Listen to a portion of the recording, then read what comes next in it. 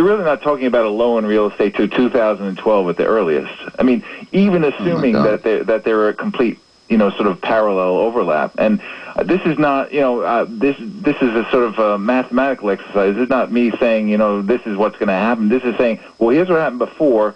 What do you think? And my perspective is that the bubble that we saw here, because of all this sort of fancy stuff that went on in terms of the mortgage lending, people, between the fraud, the incompetence, and people getting in over their heads. My view is it was a bigger bubble. So if anything, 2012 is a sort of minimum, at least from my perspective. A lot of people out there talking about recovery. Mid-year, third quarter, fourth quarter at the latest. I take it you don't see that. I don't, and unfortunately, and again, people take the point of view that why be negative, and clearly my book, my last books, my first book wasn't negative, by the way, so I haven't always been this way. It's really been a recognition of changing forces, but I think one of the problems why we're in the mess we're in now is today, as opposed to having resolved it perhaps a little bit earlier, is because people have been in denial. I mean, they've been saying, a couple of reasons. First of all, that they believe the wizard, the Federal Reserve, so to speak, could solve all problems with, easy, cheap money, with plenty additional credit. But they also, in a sense, became overconfident about their sort of capabilities and whether you could beat nature. I think part of the problem here is people think, winter's coming, but we can stop winter from coming. And I think that's the kind of forces that people are trying to sort of turn back. I mean, you can't stop winter, and in my view, what got us here, decades of excesses, decades of imbalances, you can't just stop them by saying, okay, we're determined, and we're going to think positive. It doesn't work that way. Michael, I saw a YouTube video of a congressman, I can't recall his name right now, but he was relating what happened in and around September 15th. Right. And he said, at about 11 o'clock in the morning, the Federal Reserve noticed that about $500 billion had been withdrawn from money market accounts, going God knows where, but going.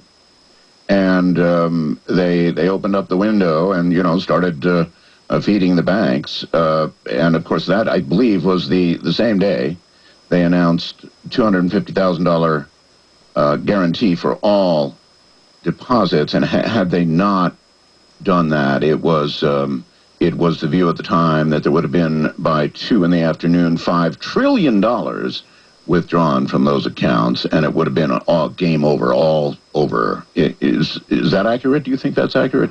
Well, I mean, first of all, when a member of Congress speaks, I'm always a little skeptical, no matter what what view he's espousing. But and there has been debate in the blogosphere and in the media, for example, whether he was exaggerating, whether he distorted some of the facts.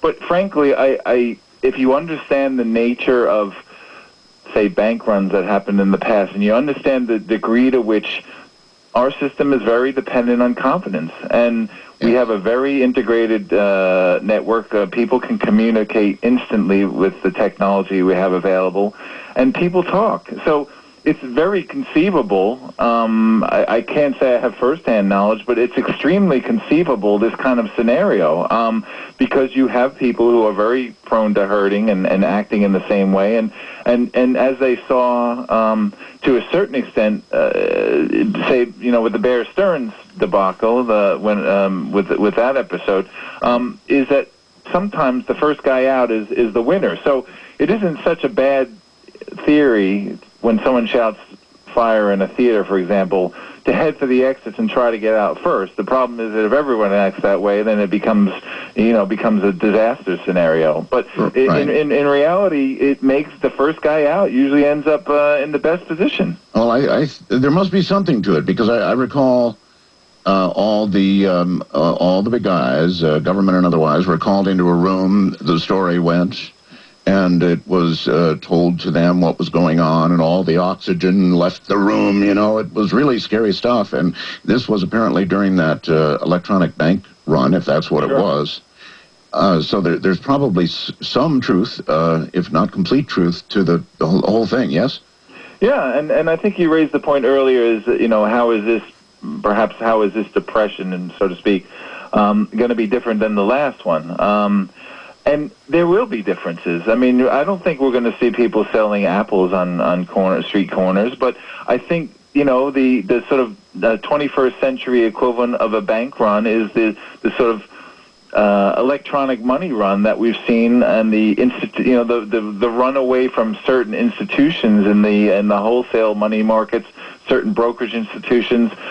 So it's not the small community banks that people lined up outside the door waiting to get their money back, but it's the sort of big institutions which effectively can pick up the phone or click into their computer, arrange for a transfer, and boom, the wheels are in motion. So and they can do this with extraordinary size. So there is definitely a sort of a double-edged sword here when you talk about the digital age, because of the speed and the size and the efficiency with which people can throw money around. Yeah, but where is the safe place to send it? Well, I mean, in a sense, it depends on who you are and your perspective. Clearly, bigger players have some advantages. They also have some disadvantages, but that's why we've seen the run on Treasury bills, for example. You know, interest rates on 3-month Treasury bills are hovering around the zero level, much like they did, 80 years ago, and they stayed that way for a long time. People made the decision that safety was better than return. All right, Michael, stay right there. That music means we're in